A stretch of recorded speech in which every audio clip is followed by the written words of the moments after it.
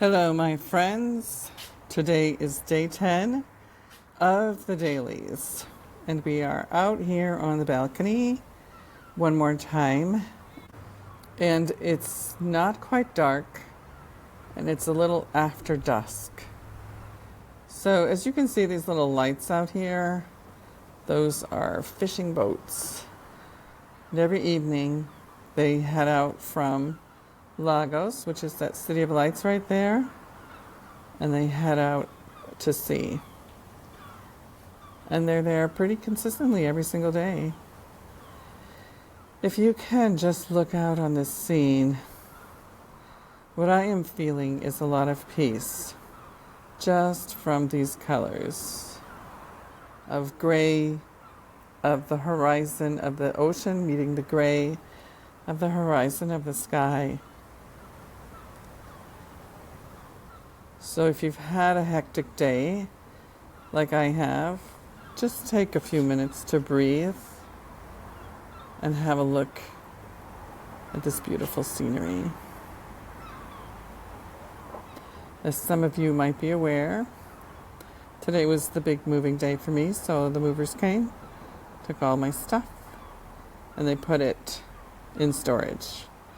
So what was really nice is that I found this contact, which was basically a man with a van, through this digital nomads group in Portimao called the Portimao Digital Nomads Group. And they are the largest digital nomads group in all of Europe. And they are extremely active. And they have a WhatsApp channel with multiple subgroups within there. And whenever you need any resources, whenever you need to find something, a business or a contact or someone to do some work for you, even healing work, computer work, they are some of the best resources that I have found. And they have the best contacts, and they've been around for a while. I should also say that their membership is something like 34,000 people, which is the largest digital nomad group in all of Europe. Okay, so let's just calm down for a second. I'm going to put the phone down and focus within the heart. It's very, very normal that in these days you're going to have a lot of busyness, a lot of moving forward quickly. And some of these days are going to be very demanding of you. And I want you to kind of ramp up your self-care practices, because in these demands, your body can often take a toll. Your body will be what pays, whether it be for the stress, the physical activity.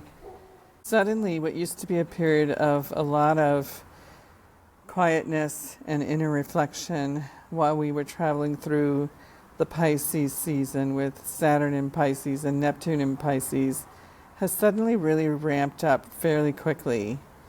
We are now in the sign of Gemini, and both Saturn and Neptune have moved into Aries. This is a lot of fire. This is a lot of action.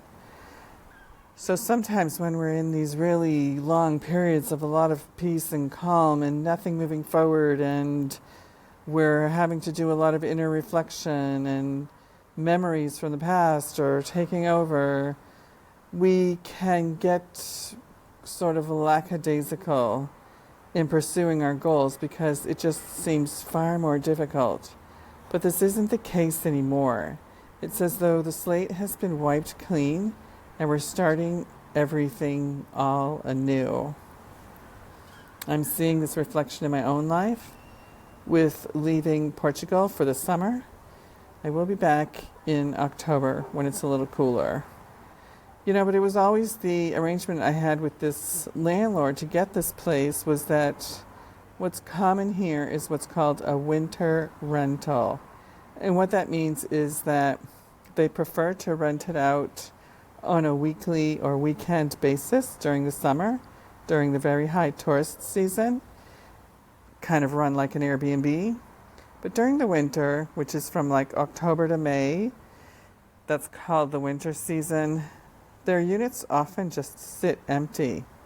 I'm learning all of these things, and just by a magical stroke of fortunate timing, being in the right place at the right time, this unit was offered to me, and it was perfect because I've never lived in Portugal. I didn't know what it was going to be like, and I was looking for a comfortable place, a quiet place to kind of move in and settle in.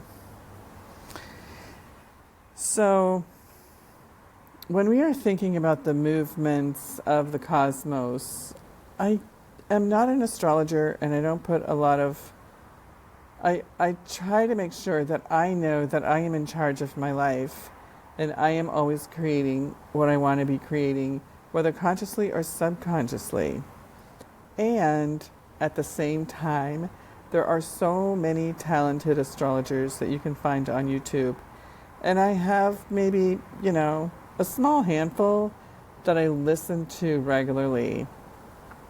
One is Molly McCord, who does a weekly energy report, and I like these short bits because sometimes when an astrologer will go through an entire month, I'm not going to remember what's going to be happening in 3 weeks.